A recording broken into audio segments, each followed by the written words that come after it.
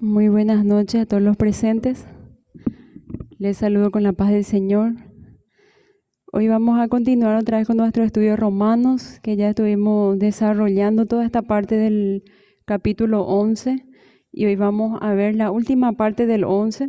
Entonces, le invito a que puedan abrir sus Biblias en Romanos 11, 25 al 36. Estaremos viendo que son los últimos capítulos ya. Vamos a darle una lectura general entonces para poder tener una noción de lo que vamos a estar viendo en esta noche. Dice así: porque no quiero, hermanos, que ignoréis este misterio, para que no seáis arrogantes en cuanto a vosotros mismos, que ha acontecido a Israel endurecimiento en parte hasta que haya entrado en la plenitud de los gentiles, y luego todo Israel será salvo, como está escrito: vendrá de Sión el libertador, que apartará de Jacob la impiedad. Y este será mi pacto con ellos, cuando yo quite sus pecados. Así que en cuanto al Evangelio, son enemigos por causa de vosotros, pero en cuanto a la elección, son amados por causa de los padres, porque irrevocables son los dones y el llamamiento de Dios. Pues como vosotros también en otro tiempo erais desobedientes a Dios, pero ahora habéis alcanzado misericordia por la desobediencia de ellos, así también estos ahora han sido desobedientes, para que por la misericordia concedida a vosotros ellos también alcancen misericordia, porque Dios sujetó a todos en desobediencia para tener misericordia de todos. Oh profundidad de las riquezas, de la sabiduría y de la ciencia de Dios, cuán insondables son sus juicios e inescrutables sus caminos. Porque ¿quién entendió la mente del Señor? ¿O quién fue su consejero? ¿O quién le dio a él primero para que le fuese recompensado? Porque de él y para él son todas las cosas. A él sea la gloria por los siglos. Amén. Entonces, esto es lo que nosotros vamos a estar viendo en la última parte del 11. Toda esta parte donde Pablo explica de Romanos, o sea que de lo que es la parte de Israel, es a continuación de la salvación, ¿verdad? Estábamos diciendo entonces que ¿quién podrá separarnos del amor de Dios?, ¿verdad? Y estaba dando una lista de cosas y luego a continuación del capítulo ya empieza a hablar entonces de lo que es Israel, ¿verdad? Entonces, para que también nosotros los gentiles o los que no somos judíos podamos entender entonces de que si Dios prometió algo con Israel, entonces Él va a cumplir también con ese pueblo. O sea que Él puede sustentar su palabra, Él puede sustentar todo lo que ha prometido, ¿verdad? La salvación no es obra nuestra y no es inicio de nosotros tampoco, ni una decisión de nosotros. Y así también entonces lo que Dios quiere hacer con el pueblo de Israel, a quien primeramente escogió, el pueblo entonces a quien se le fue dada la ley y con quien inició entonces Dios a mostrarse al mundo, entonces también no es que le desechó del todo, ¿verdad? Entonces, todos estos 3 capítulos que habla sobre netamente Israel está tratando de explicar uno mismo, ¿verdad? Entonces, todo del 25 en adelante es una continuación de una idea que nosotros ya estuvimos viendo la semana anterior, que Pablo estaba explicando acerca del olivo, ¿verdad? De las ramas que fueron desgajadas, ¿verdad? Y nosotros siendo olivo silvestre, dice, ¿verdad? Que fuimos insertados en lugar de los que fueron desgajados, ¿verdad? No está diciendo que hay una planta nueva o un tallo nuevo, ¿verdad? Sino que está diciendo que dentro de la raíz es uno solo y nosotros fuimos injertados en esa raíz. O sea que Dios no tiene un pueblo gentil y tiene un pueblo judío aparte, ¿verdad? O sea que es un mismo pueblo, porque estamos en una misma raíz. Pero fuimos injertados en otro, digámosle que fuimos insertados o injertados en vez de lo que fueron desgajados. O sea que en esa idea está continuando a partir del 25 en adelante, ¿verdad? Para poder entender. Y cuando se trata de olivo silvestre, está diciendo para nosotros más o menos entenderíamos como sería las espinas, los espinos que encontramos por el camino, ¿verdad? Lo que no son plantas, lo que no son medicinales, no producen nada, no aprovechan nada, ¿verdad? A eso se refiere ese tipo de planta, ¿verdad? Es lo que Dios agarró para poder injertar dentro de una raíz santa, ¿verdad? Que es uno solo, un solo pueblo. Entonces empieza diciendo, entonces, porque no quiero, hermanos, que ignoréis este misterio, para que no seáis arrogantes en cuanto a vosotros mismos, que ha acontecido a Israel endurecimiento en parte hasta que haya entrado en la plenitud de los gentiles. Bueno, y empieza entonces continuando. Al final, entonces, como nosotros ya leímos todo, ¿verdad? Al final dice entonces que la gloria siempre tiene que ser para Dios. De un inicio Dios hizo todo para su gloria, mantuvo todo para su gloria, ¿verdad? Para que los hombres puedan ver su gloria, y al final es para que Él sea glorificado, ¿verdad? Entonces nosotros tenemos dos aspectos de la gloria relacionados a la gloria de Dios en esta parte, podemos entender, ¿verdad? Antes de explicar el versículo 25, ¿verdad? Entender un poco los dos aspectos relacionados con la gloria de Dios. El primero se podría llamar con su gloria intrínseca, ¿verdad? Que es la gloria que es parte del mismo ser y naturaleza de Dios. Es lo que Dios es, que nosotros podemos ver a través de la creación, ¿verdad? Como Romanos 1 empezaba entonces diciendo, ¿verdad? Los primeros capítulos de Romanos, que los hombres no tenían ninguna excusa, porque todo lo que uno sabe de Dios, todo lo que uno conoce de Dios, puede ver a través de la creación, ¿verdad? En Romanos 1:18 dice, porque la ira de Dios se revela desde el cielo contra toda impiedad e injusticia de los hombres que detienen con injusticia la verdad. Porque lo que de Dios se conoce le es manifiesto, pues Dios se lo manifestó. Porque las cosas invisibles de Él, su eterno poder, su deidad, se hacen claramente visibles desde la creación del mundo, siendo entendidas por medio de ellas las cosas hechas, de modo que no tienen excusa. Entonces está diciendo que todo fue hecho para su gloria. El fin del hombre es glorificar a Dios, ¿verdad? Y si es que nosotros no estamos glorificando a Dios, entonces nosotros estamos rechazando, ¿verdad? Lo que es estamos rechazándole a Dios, no estamos cumpliendo, estamos siendo rebeldes y desobedientes a ese propósito inicial, ¿verdad? Nosotros fuimos creados para adorarle a Dios, ¿verdad? Fuimos creados para glorificarle a Dios.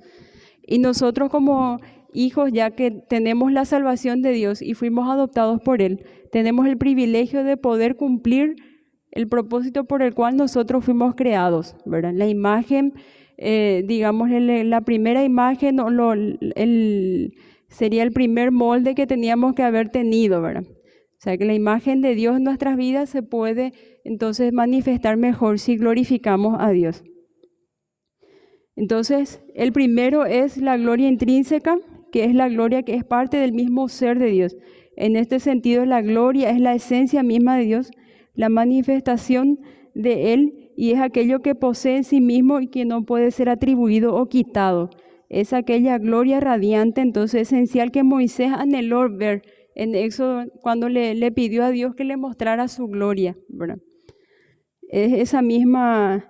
En Isaías 6:3 también, cuando él tiene una visión del templo, dice entonces: Santo, Santo, Jehová de los ejércitos, toda la tierra está llena de tu gloria. Entonces, la gloria de Dios nosotros podemos ver a través de la creación, en las pequeñas cosas, ¿verdad? En la textura que tienen, por ejemplo, las flores, o el propósito por los cuales los animales existen, las plantas medicinales, todo cómo se va entrelazando la naturaleza. Ninguna cosa fue creada al azar o porque a Dios le pareció lindo o bonito, sino que cumple un propósito dentro de todo este círculo que es la tierra, ¿verdad? Cumple un propósito, y ahí nosotros vemos la gloria de Dios, ¿verdad? Entonces la gloria de Dios se manifiesta, pero también existe otra parte de la gloria de Dios, que es aquello entonces que puede ser atribuido y que se le da entonces también, o sea, que el hombre puede honrarle a Dios, puede alabarle a Dios, y es aquella entonces que el hombre le atribuye a Dios, ¿verdad? Con su conocimiento, o sea, que todo el conocimiento que nosotros tenemos de Dios, podemos entonces utilizar para poder darle la gloria a Él. Y nuestra adoración, nuestra alabanza va a ser mucho más pura, mucho más profunda, mucho más en espíritu y en verdad, a medida que nosotros conozcamos más a ese Dios a quien nosotros adoramos, ¿verdad? Porque nosotros no podemos adorar o darle gloria a un Dios que no conocemos, ¿verdad? Entonces va a depender mucho del conocimiento, de nuestra vida de oración, de nuestra vida en el estudio de la palabra para darle esa gloria a Dios. Pero ese aspecto de darle la gloria a Dios no le resta ni no le suma, ¿verdad? Porque Dios es un ser perfecto, es un ser que no necesita nuestra gloria, ¿verdad? En este segundo aspecto, entonces, a Dios no le suma ni no le resta, pero es un propósito por el cual el hombre es creado. Entonces, ese sería como introducción, entonces. En este pasaje, en todo este pasaje, entonces, llegamos a un punto culminante en el enfoque de Pablo que ha tenido en el trato especial con Israel, que Dios ha mantenido en su gracia. En los capítulos 9 al 11 vemos a Dios glorificado en su soberanía. Y en estos versículos 26 a 26 vamos a conocer su integridad. Del 26b sería la segunda parte del 26 al 29 en su generosidad. Del 30 a 32 en su incomprensibilidad. Entonces, podemos ir viendo por partecita también los versículos, ¿verdad? La primera parte entonces es glorificar la soberanía de Dios, los versículos 25 y 26. Y dice lo siguiente entonces: porque no quiero, hermanos, que ignoréis este misterio, para que no seáis arrogantes en cuanto a vosotros mismos, que ha acontecido a Israel endurecimiento en parte hasta que haya entrado la plenitud de los gentiles, y luego todo Israel será salvo. Vemos entonces acá habla sobre misterio, ¿verdad? Antes de que Pablo identifique y explique el misterio en particular del que habla aquí, una vez más previene a los gentiles en contra del orgullo y les advierte que se abstengan de interferir en las verdades de este misterio. Son razones por las cuales volverse arrogantes en cuanto a ellos mismos. Entonces nosotros vemos que no es la primera vez que Pablo habla sobre arrogancia o creerse superior a otros. Capaz era un problema de esa época, de esa cultura, en que empezando los gentiles a haber más en números de salvos y de creyentes que servían entonces, le servían a Pablo y a los apóstoles, ellos se creían superiores ya, por ejemplo, a los fariseos, los saduceos, ¿verdad? Que son el pueblo escogido por Dios, digámosle, ¿verdad? Hasta nosotros algunas veces cuando leemos la Escritura decimos con despecto, ¿verdad? El fariseos y saduceos, ¿verdad? Escribas de la ley, ¿verdad? Entonces, en ese sentido, lo que yo entiendo más bien en esta parte es que Pablo está queriendo avisarle a ese pueblo de ese primer siglo y también a nosotros a no creernos superiores a los demás, porque nosotros sí conocemos la verdad. Sí podemos ver, sí podemos razonar, sí podemos entender las verdades, los misterios de Dios, ¿verdad? Sí podemos entender y no volvernos arrogantes o superiores a los demás que no entienden. Por ejemplo, si es que traemos esta palabra a nuestro tiempo, podríamos ver entonces que quiere pasar mucho porque algunas veces nos sentimos superiores con aquellas doctrinas con las cuales nosotros no compartimos, por ejemplo, en la doctrina de la prosperidad.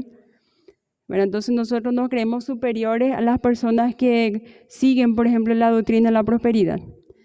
O nos creemos superiores a aquellos pentecostales, por ejemplo, que hablan mucho sobre que tienen que ser bautizados con fuego, tienen que hablar en lenguas y todo el desorden que se arma en la iglesia, ¿verdad? Y nos creemos superiores a esos hermanos que están creyendo que eso es correcto, ¿verdad? Entonces, quizás ocurra en un grado similar a cuando Pablo escribió esta carta, ¿verdad? Quizás no sean las mismas cosas, pero sean algo parecidos a eso, ¿verdad? Digámosle que un poquito de salida del camino, ¿verdad? Correcto, de los otros hermanos, entonces los que sí están por buen camino se creen superiores por aquellos que se están desviando, quizás por otras doctrinas, ¿verdad? Porque recuerden que muchas partes de la Escritura, muchas de sus cartas, él advierte, por ejemplo, contra esos judíos que quieren circuncidarle a los gentiles para que puedan ser judíos, también judaizantes se le llamaba, ¿verdad? Entonces, vemos que no solamente hoy en día vemos que la doctrina, la sana doctrina, ¿verdad? Ha sufrido mucho ataque, ¿verdad? De otros tipos de doctrina. sino también en esa época, ¿verdad? Con otras cosas, otras ideas. Entonces, en ese punto, por eso dice, ¿verdad? No creernos superiores, ¿verdad? Porque nosotros somos iguales que ellos, ¿verdad? Somos iguales de pecadores, iguales de... Si es que Dios no hacía la obra, nosotros íbamos a estar quizás peor que ellos, ¿verdad? Íbamos a ser fariseos, íbamos a ser como los saduceos, íbamos a ser como ellos, ¿verdad? Como los judaizantes, íbamos a ser como ellos. Entonces, por eso Pablo está tratando de que nosotros nunca olvidemos de dónde Dios nos sacó y por qué estamos ahora hacia el camino de la salvación, ¿verdad? En el primer componente de este misterio es un endurecimiento espiritual en parte que ha acontecido en Israel. Aquí en parte no tiene que ver con un misterio parcial, sino con Israel mismo, es decir, aquellos que son endurecidos. La gran mayoría son endurecidos totalmente, pero no todo judío ha sido o será endurecido. Como siempre en todas las épocas de la historia de la redención, Dios en su soberanía ha preservado para sí mismo un remanente de creyentes. Esto es la verdad de la gracia que Pablo recalca en la primera parte del capítulo, ¿verdad? 11. Acá nos está diciendo entonces, dice, para que no seáis arrogantes en cuanto a vosotros mismos, que ha acontecido a Israel endurecimiento en parte. Endurecimiento en parte. Esta es una idea a continuación del otro, ¿verdad? Por eso le dije acerca, o sea, que tratando de recordar un poco que nosotros fuimos entonces injertados en algo que fue desgajado, ¿verdad? Quiere decir que no toda la rama fue desgajada, sino hubo ramas naturales que quedaron dentro entonces del tallo. Entonces, ¿qué es lo que está diciendo? El endurecimiento de Israel es en parte. Quiere decir que en esa época en la que Pablo escribió Romanos, para ellos había muchos judíos que se estaban salvando. A través de toda la historia hay muchos judíos que se estuvieron salvando, y en la actualidad hay muchos que aún se siguen salvando porque Dios fue entonces el que dejó un remanente de su pueblo para poder salvarles. O sea que a través de toda la historia siempre quedó un remanente de Israel que fue salvo, ¿verdad? Por eso hacía ese ejemplo de Elías en los versículos anteriores. Decía entonces que cuando Elías se escondió en la cueva, Dios le pregunta entonces qué está haciendo él ahí escondido. Y él dice entonces, el celo de tu casa me consume y yo soy...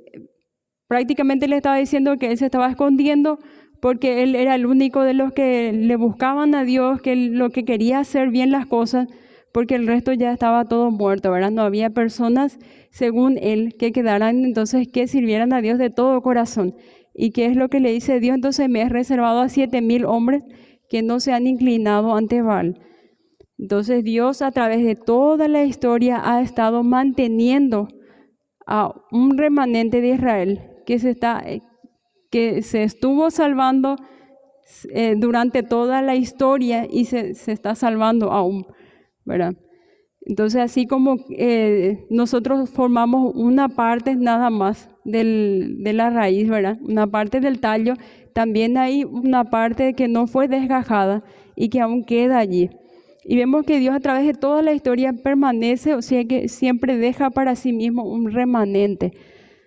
Un remanente siempre deja.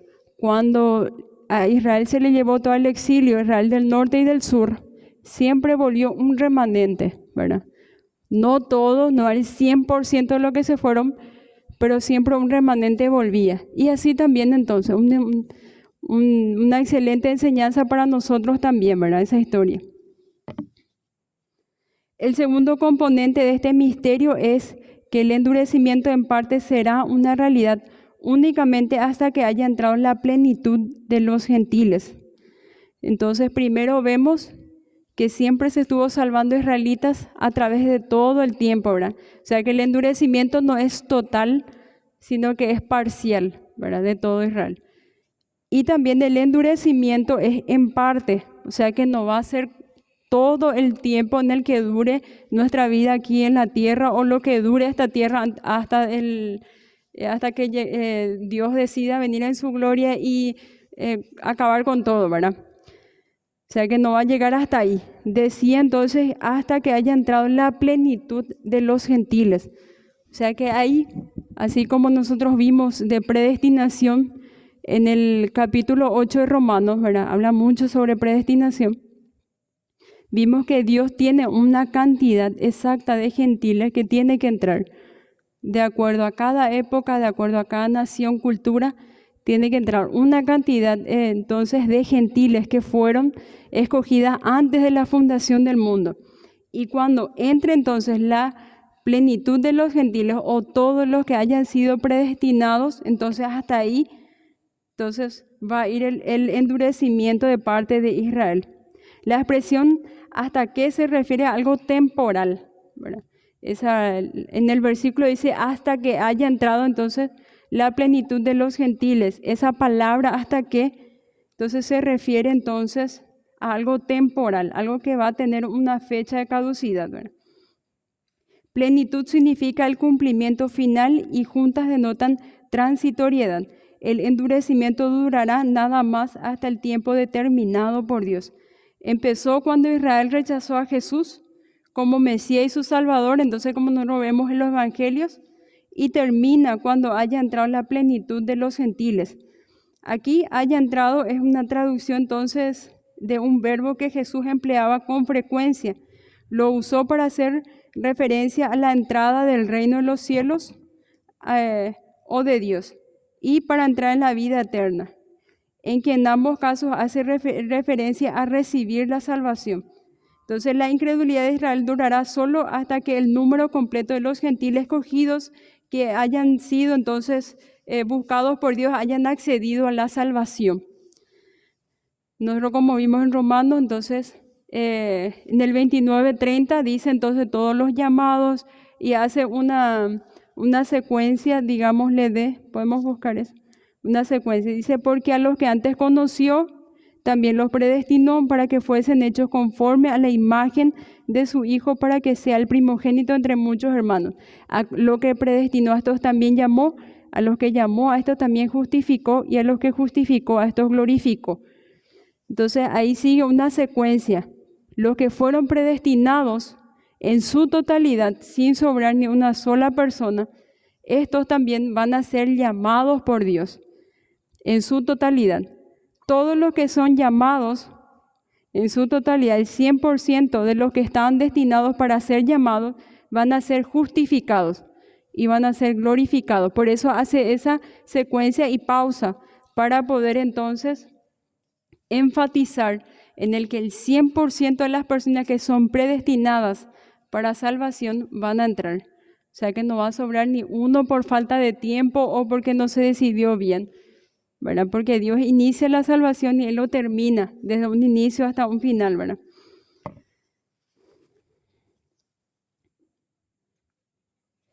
Ahora la parte entonces del versículo 26, la primera parte dice, y luego todo Israel será salvo como está escrito. Y luego todo Israel. Entonces una continuación de una idea del 25, ¿verdad?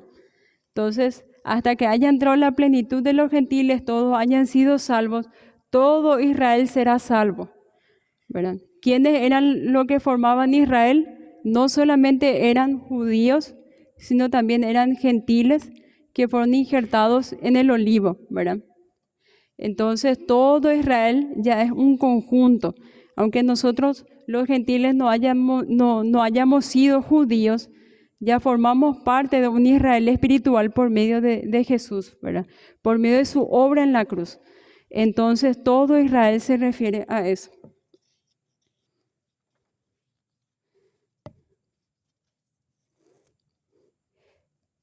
El hecho entonces de que tan solo algunas de las ramas fueron desgajadas indica claramente que un remanente de judíos creyentes, aquellos que no fueron desgajados, seguirán existiendo mientras se completa la plenitud de los gentiles. Aquí se habla de judíos que no son redimidos y no conforman parte del endurecimiento espiritual que ha venido sobre Israel a causa del rechazo de su Mesías. Antes que todo Israel sea salvo, sus miembros incrédulos e impíos serán separados a un lado por la mano inerrante del juicio divino. Ezequiel representa esta verdad con claridad vívida. Pueden buscar en sus Biblias Ezequiel 20, 33 y 38.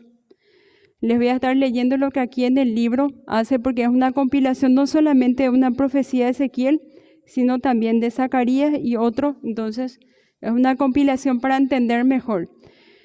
Entonces, la profecía de Dios para Israel decía de esta forma: vivo yo, dice Jehová el Señor, que con mano fuerte y brazo extendido y enojo derramado he de reinar sobre vosotros, y os sacaré de entre los pueblos, y os reuniré de la tierra en el que estáis esparcidos, con mano fuerte y brazo extendido y enojo derramado, y os traeré al desierto de los pueblos, y allí litigaré con vosotros cara a cara, como litigué con vuestros padres en el desierto en la tierra de Egipto. Así litigaré con vosotros, dice Jehová el Señor. Os haré pasar por la vara y os haré entrar en los vínculos del pacto, y apartaré de vosotros a los rebeldes y a los que se rebelaron contra mí de la tierra de su peregrinación, y sacaré, más a la tierra de Israel no entrarán, y sabréis que yo soy Jehová. Entonces dice que aquellos que escuchan la predicación de lo que aparece en Apocalipsis, los 144,000 de los otros conversos y los 2 testigos que aparecen en Apocalipsis, dice, ¿verdad? Y de este modo entonces pasen sin daño ni temor bajo la vara del juicio de Dios. Abarcará entonces todo Israel. O sea que la expresión de todo Israel será salvo va a pasar otra vez por un proceso. O sea que no es todo el pueblo de Israel en su totalidad hasta el último hombre, ¿verdad? Toda la población de Israel. ¿Cuál es el medio de la salvación que Pablo ha venido diciendo? A través de Jesucristo.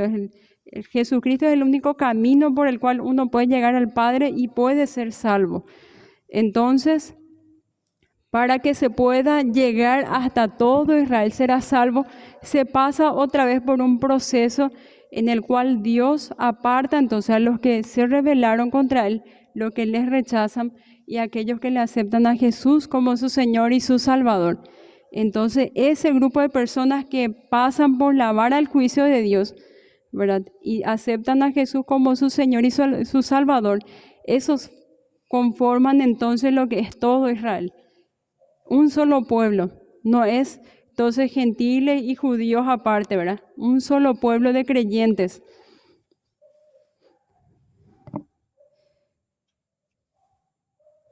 Jeremías 31, 32 al 34 está también una parte entonces de lo que nombra, en lo que va a ir citando después si quieren buscar. Jeremías 31 entonces es una profecía netamente acerca de la rebeldía de Israel, ¿verdad? Y qué es lo que Dios va a hacer con esa rebeldía, cómo Él va a actuar, ¿verdad? Y dice así entonces: he aquí, vienen días, dice Jehová, en los cuales haré nuevo pacto con la casa de Israel y en la casa de Judá, no como el pacto que hice con sus padres el día en que los tomé de su mano para sacarlos de la tierra de Egipto, porque ellos invalidaron mi pacto, porque fui yo un marido para ellos, dice Jehová. Pero este es el pacto que haré con la casa de Israel después de aquellos días, dice Jehová. Daré mi ley en su mente y la escribiré en su corazón, y yo seré a ellos por Dios, y ellos me serán por pueblo. Y no enseñará más ninguno a su prójimo, ni ninguno a su hermano, diciendo: conoce a Jehová, porque todos me conocerán, desde el más pequeño de ellos hasta el más grande, dice Jehová. Porque perdonaré la maldad de ellos y no me acordaré más de sus pecados. Esta profecía se empezó a cumplir parcialmente desde que Jesús entonces vino aquí en la tierra, vivió esa vida perfecta, murió y resucitó.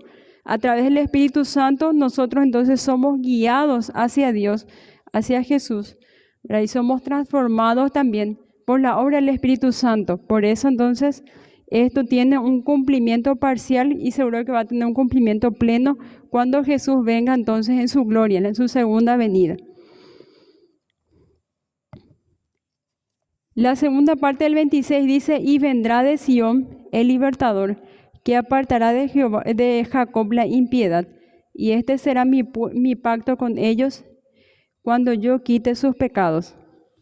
Entonces, hasta el 29 va la segunda parte y tiene como título glorificar la integridad de Dios, ¿verdad? Podemos leer los versículos 26 y 29, dice: vendrá de Sión el libertador que apartará de Jacob la impiedad, y este será mi pacto con ellos, cuando yo quite sus pecados. Así que en cuanto al evangelio son enemigos por causa de vosotros, pero en cuanto a la elección son amados por causa de los padres, porque irrevocables son los dones y el llamamiento de Dios. Entonces vemos acá una promesa, ¿verdad? Esta segunda parte del 26 son entonces escritos del Antiguo Testamento que Pablo está utilizando. Uno entonces estaba en Isaías y otro está en Jeremías, ¿verdad? Isaías 59:20 está entonces la parte donde dice: y vendrá de Sión el libertador que apartará de Jacob la impiedad. Podemos buscar eso en nuestras Biblias y ver el contexto en el que fue escrito entonces Isaías 59:20.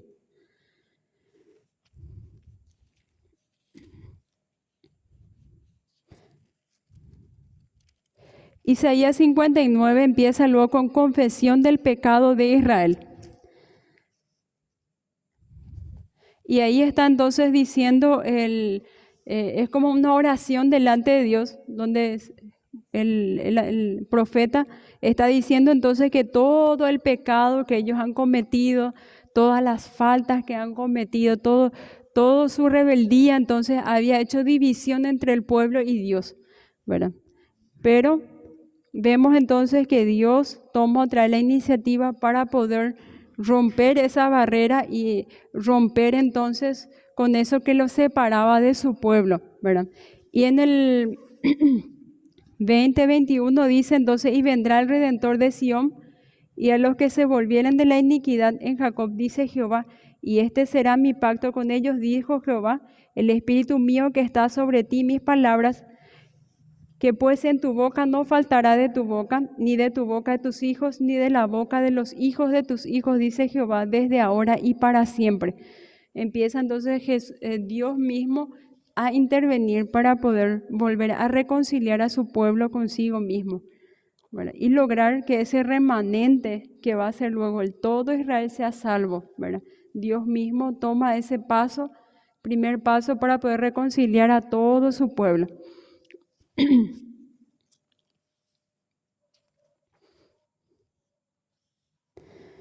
Como está escrito entonces: vendrá de Sión el libertador que apartará de Jacob la impiedad. Con otra cita de Isaías, el apóstol escribe a continuación: y este será mi pacto con ellos cuando yo quite sus pecados. La salvación es el perdón y remoción del pecado, la erradicación de aquello que separa al hombre caído del Dios Santo. El poder de la salvación es la gracia de Dios y la condición para la salvación es la fe del hombre. No obstante, esa misma fe requerida existe por provisión divina. Como Pablo ya ha dejado en claro, nuestro llamamiento a la salvación, nuestra justificación, santificación y glorificación, todo fluye de la gracia soberana de Dios, el fruto de su presencia, predestinaciones divinas. La salvación última de Israel también está asegurada con certeza divina a fin de que todo Israel sea salvo, todo su pecado debe ser perdonado y removido. Esto es lo que Dios promete hacer expresamente. Apartará entonces de Jacob la impiedad y quitará sus pecados. La promesa es incondicional, no dependerá de que Israel decida por su cuenta volver al Señor, sino que Dios en su soberanía traiga a Israel de vuelta a sí mismo. Y vemos entonces, como decía en el Antiguo Testamento, que Dios no es hombre para mentir ni para que se arrepienta, ¿verdad? En Hebreos 10:23 dice: mantengámonos firmes sin fluctuar la profesión de nuestra esperanza, porque fiel es el que lo prometió.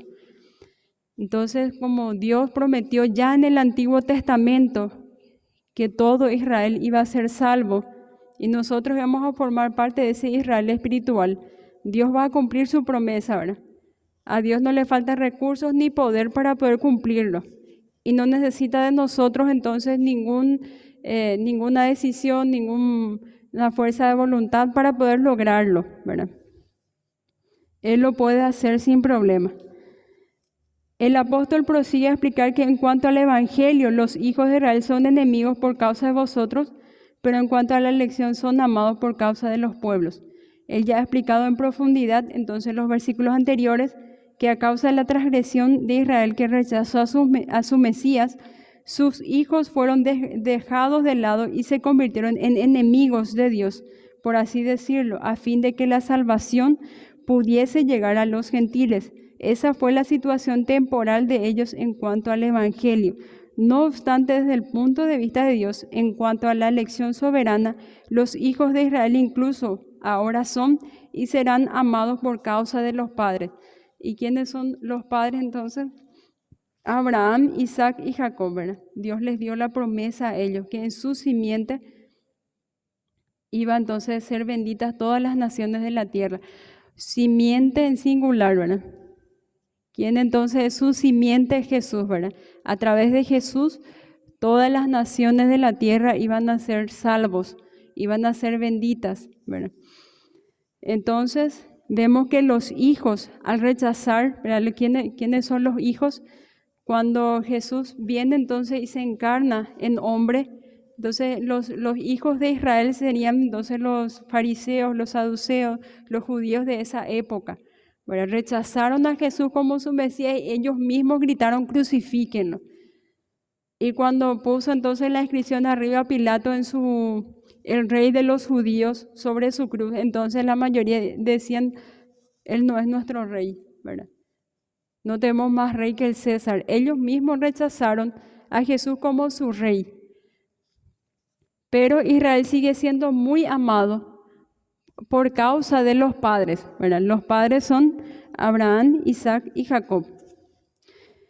Cuando el Señor hizo su elección divina y soberana en la nación de Israel para que fuese su propio pueblo, se comprometió a cumplir sus promesas de llevar a los judíos a la salvación y que fuesen para siempre sus amados y su pueblo santo. Y durante ese tiempo presente los de Israel podrían llamarse los enemigos amados de Dios. A causa de la incredulidad están enemistados con Dios, al igual que todos los no salvos. Entonces no hay una condición mejor entre los que no creen en Dios, los que rechazan, los ateos, ¿verdad? Los que no son judíos, pero que le rechazan a Dios, y los judíos que le rechazan a Dios. Ellos no están mejores, ¿verdad? Por ser judíos. Pero la elección eterna de Dios garantiza entonces que su enemistad no es permanente. La enemistad que ellos tienen con Dios no es permanente, ¿verdad? Porque en algún momento Dios va a tratar con su pueblo. Siempre, ¿verdad? Dios tenía en mente eso, de seguir tratando con su pueblo, ¿verdad? Este es, digámosle que una pausa para que los gentiles pudiesen también acceder a la salvación y se pueda cumplir lo que Dios le prometió a los padres, que es entonces en tu simiente serán benditas todas las naciones de la tierra. La simiente sí está en singular, pero naciones de la tierra está en plural, haciendo entonces referencia a que no solamente el pueblo de Israel judío de esa época, sino naciones, ¿verdad? Diferentes pueblos, diferentes culturas, diferente ubicación geográfica va a ser salvo, ¿verdad? Y el versículo 29 que dice, porque irrevocables son los dones y el llamamiento de Dios. Si nosotros leímos solamente el versículo 29, muchas veces nosotros vemos que es muy mal utilizado, ¿verdad? En la actualidad. La mayoría, por ejemplo, utiliza muy mal en esta época, al menos este versículo, para poder, para poder justificar sus malas acciones o sus malas decisiones, o para poder justificar que es para Dios la obra que está haciendo, pero que en realidad no es para Dios, ¿verdad? Entonces, no se me ocurre un ejemplo concreto, pero es más o menos explicado de esa forma, ¿verdad? Es muy mal utilizado, pero si nosotros leemos este versículo, porque irrevocables son los dones y el llamamiento de Dios, conociendo ya todo lo que Pablo está diciendo acerca de Israel, ¿verdad? Desde el principio, que ellos no fueron apartados del todo, que solamente era un endurecimiento parcial, que siempre hubo judíos en esa época de Pablo que fueron salvos, a lo largo de la historia fueron salvos y en la actualidad siguen siendo salvos los judíos. Entonces entendemos mejor a qué se refiere cuando dice entonces que es irrevocable. Los dones y el llamamiento de Dios. Porque así como la salvación que vino a los gentiles no dependió de ninguno de nosotros, no hubo ninguna sola voluntad humana o obra humana que pudiese hacer que pase, tampoco entonces en el llamamiento y el don de Dios para con su pueblo Israel, también es algo entonces que no depende de lo que Israel vaya a hacer o de lo que Israel merezca, ¿verdad?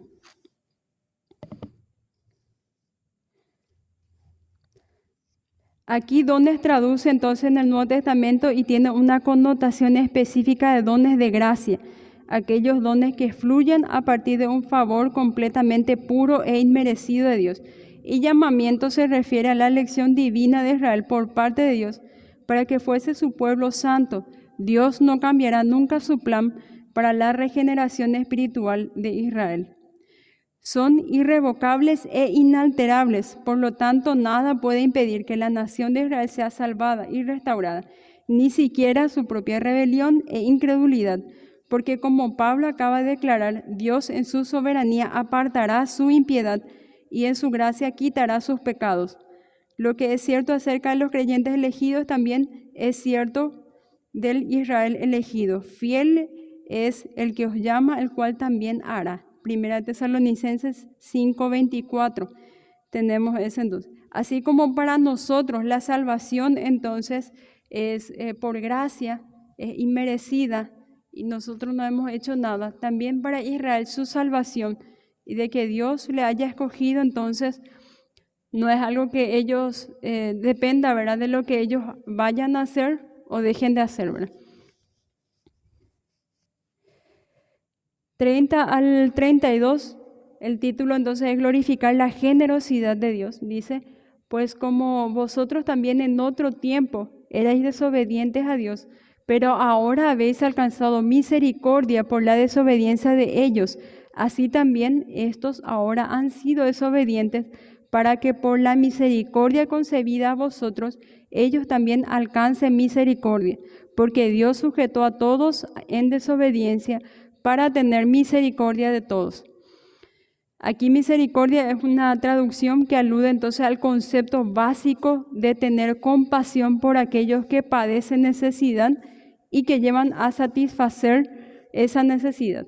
Entonces misericordia, tener compasión por alguien, ¿verdad?, que no puede salir de su condición, que está en una mala condición y que uno entonces digamos que esa compasión le mueve para que pueda hacer algo para satisfacer esa necesidad que está viendo, ¿verdad? Entonces, ¿cuál es la necesidad más grande que tiene el hombre, ¿verdad? ¿Cuál es su mayor necesidad?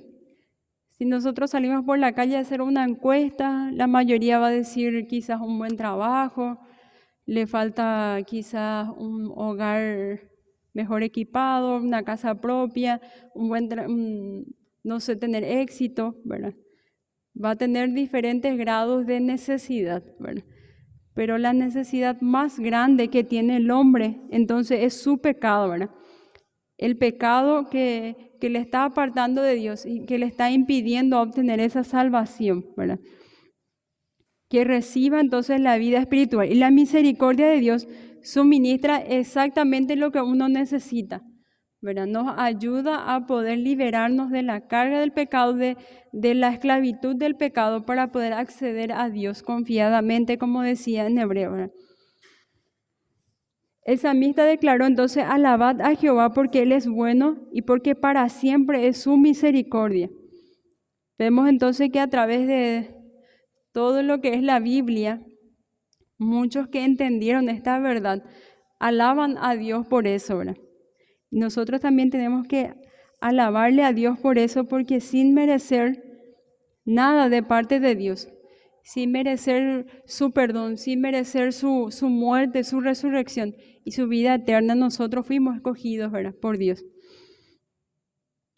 Pues como vosotros los gentiles también en otro tiempo eras desobedientes a Dios, pero ahora habéis alcanzado misericordia por la desobediencia de ellos, cuanto más ahora es tiempo que los hijos de Israel por la misericordia concebida a vosotros gentiles también alcancen misericordia.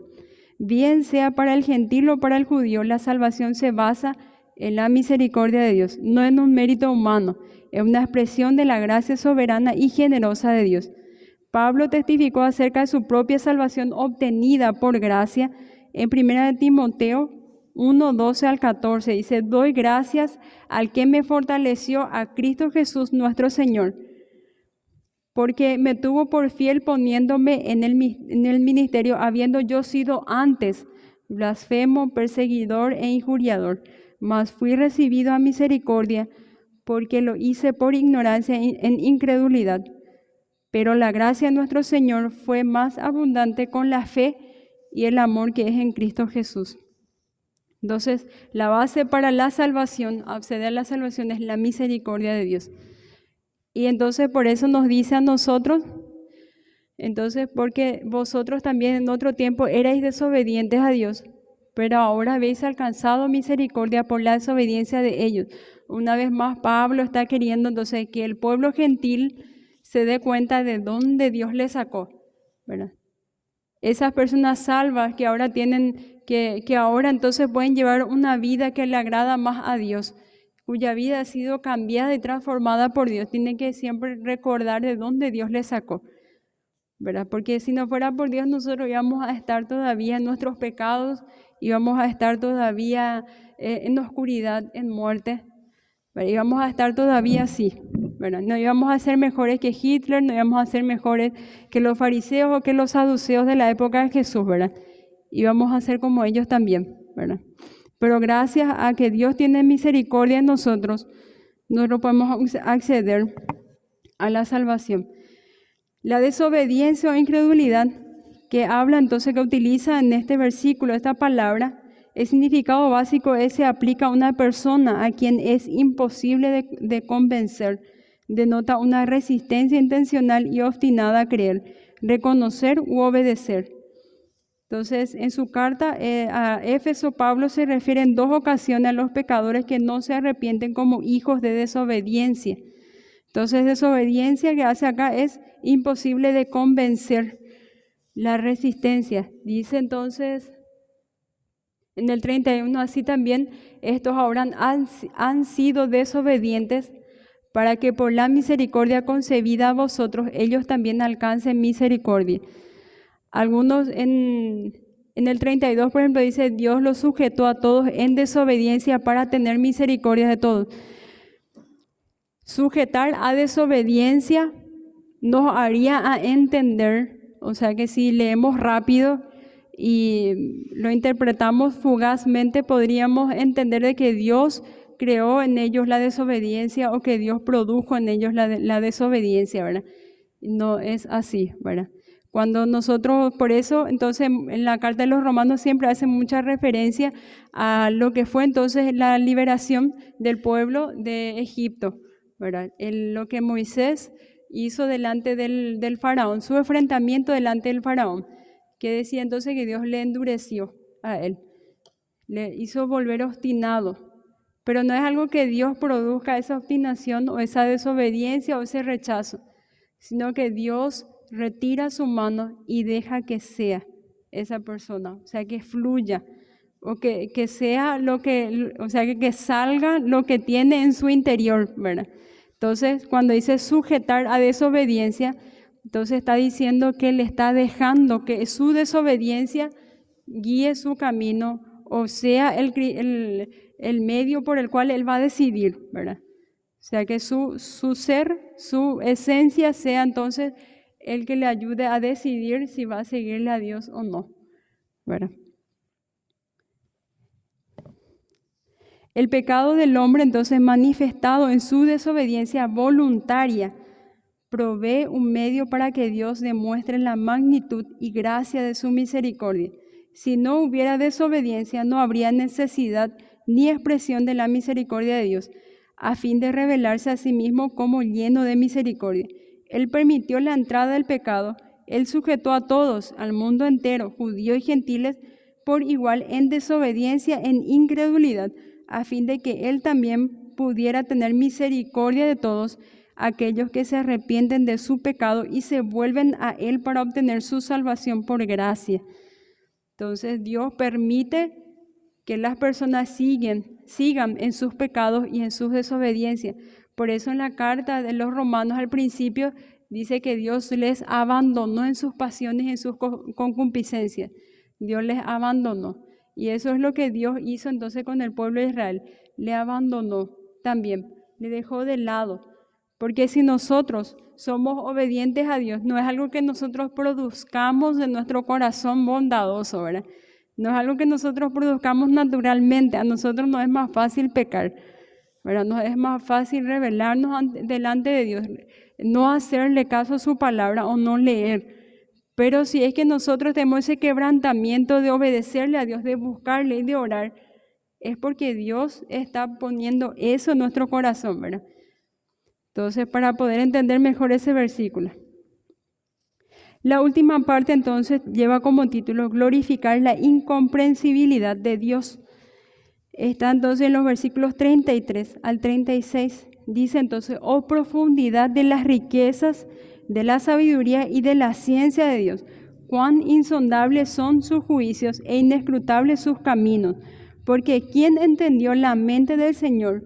¿O quién fue su consejero? ¿O quién le dio a él primero para que le fuese recompensado? Porque de Él y para Él y por Él son todas las cosas. A Él sea la gloria por los siglos. Amén. Pablo estalla en una doxología maravillosa que expresa un regocijo porque la relegación temporal de Israel por parte de Dios le glorifica en su misma incomprensibilidad. El portento pleno de la omnipotencia y la gracia de Dios está del todo por fuera de la capacidad humana de comprensión, hace tambalear incluso al intelecto cristiano más maduro, incluyendo el entendimiento del apóstol mismo. Tras completar su argumento de haber firmado la soberanía, integridad y generosidad de Dios, Pablo no tiene que agregar más loor y alabanza por la profundidad de las riquezas y la sabiduría y la ciencia de Dios. Mayor descripción y explicación están por completo más allá de los límites de la expresión y comprensión humana. Como un escalador de montañas que llega a la cima del monte Everest, el apóstol se limita a quedarse pasmado ante la belleza y la majestad de Dios, incapaz de explicar más de lo humanamente posible a un Dios santo e infinito, a hombres finitos y pecadores. Lo único que puede hacer es reconocer cuán insondables son sus juicios e inescrutables sus caminos. La palabra inescrutable entonces se refiere literalmente a huellas de pisadas que resultan imposibles de rastrear. Por ejemplo, un cazador que se va por el bosque buscando animales y no puede entonces ver las huellas de su presa, ¿verdad? No puede seguirle los pasos, ¿verdad? A eso se refiere inescrutables. Entonces, huellas o pisadas que resultan imposibles de rastrear. Entonces, Pablo, haciendo todo su mejor esfuerzo en estos 11 capítulos de revelar los misterios de Dios, la profundidad, para que nosotros con palabras sencillas podamos entender, no le queda más otro que alabarle a Dios. Alabar entonces lo incomprensible de Dios, ¿verdad? Su sabiduría, la riqueza de su sabiduría y su ciencia, dice. Entonces, la ciencia de Dios. Imagínense, para nosotros esto es complicado de entender, ¿verdad? Porque son profundas. Muchas de las enseñanzas hasta aquí, ¿verdad? Son profundas. Imagínense, si esto nos parece profundo, cuánto más de Dios queda profundo que nosotros no podamos entender, ¿verdad? Es como si fuera enseñarle a un niño de 2 años, ¿verdad? Sobre matemática cuántica o algo así, ¿verdad? O sobre cosas más avanzadas, ¿verdad? No importa entonces de cuántas formas sencillas se explique, va a ser muy complicado de entenderlas, ¿verdad? Pero Pablo haciendo lo humanamente posible para explicar a un Dios santo e infinito, a hombres finitos y pecadores. Porque recuerden que todo lo que nosotros comprendemos o los conocimientos que llegamos a tener, siempre va a tener como base los aprendizajes anteriores. lo que nosotros ya tenemos luego. Entonces vamos a ir relacionando nada más con conocimientos anteriores. Por eso entonces puede ser muy, entonces, digámosle que imperfecta la forma en que nosotros vamos a entender. Pero vamos puliendo a medida que nosotros nos llenamos de la palabra de Dios, a medida que nosotros busquemos de Dios y le pidamos ayuda al Espíritu Santo que nos ayude a entender los misterios de su palabra. Encontramos también algunas preguntas. En el 34 dice, porque ¿quién entendió la mente del Señor? ¿O quién fue su consejero? Eso está en Isaías 40:13. En el acto mismo de la pregunta, de ambas preguntas, tiene una sola respuesta. ¿Quién entiende la mente del Señor o quién le puede dar un consejo a Dios? ¿Acaso va a haber una persona humana que le pueda decir a Dios, yo creo que tenés que hacer de esta forma, Señor? O nosotros muchas veces queremos hacer eso en oración, ¿verdad? Señor, no me gusta esto, ¿qué tal, Pico, si acomodas de esta forma? Me parece que va a quedar mejor, ¿verdad? Y queremos aconsejarle a Dios de cómo nos va a sacar de la situación, ¿verdad? Entonces, tenemos que recordar esta pregunta: ¿quién entendió la mente del Señor o quién fue su consejero? Nadie, ¿verdad? Porque Dios tiene conocimiento mucho más alto de lo que nosotros podemos llegar a entender. Entonces, los hombres pueden tratar de discurrir acerca de la mente del Señor, pero solo el Señor mismo puede entenderla. Entre los hombres es cierto que la multitud de consejeros, entonces hay seguridad, pero el único consejero de Dios es Dios mismo, ¿verdad? La otra pregunta, ¿o quién le dio a él primero para que fuese recompensado? Esta pregunta, dada también por Pablo, es tomada del Antiguo Testamento, del libro de Job 41:11.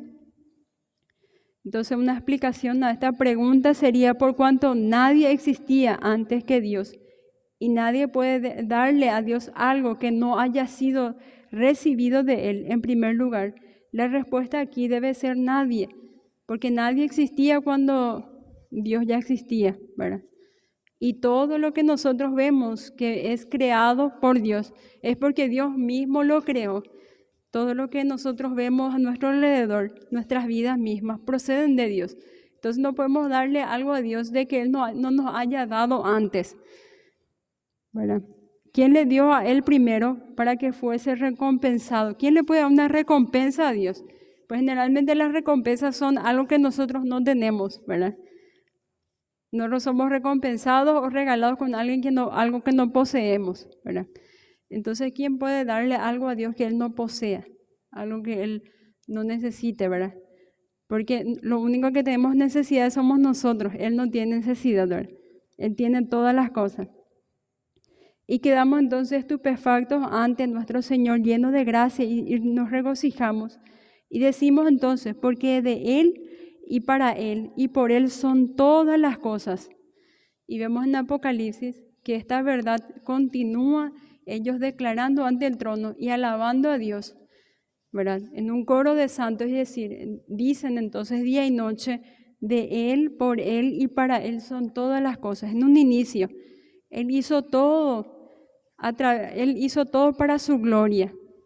Todo lo sostuvo y lo soportó para su gloria. Y al final va a hacer todas las cosas para poder demostrar su gloria. Y termina entonces el versículo: a Él sea la gloria por los siglos. Amén.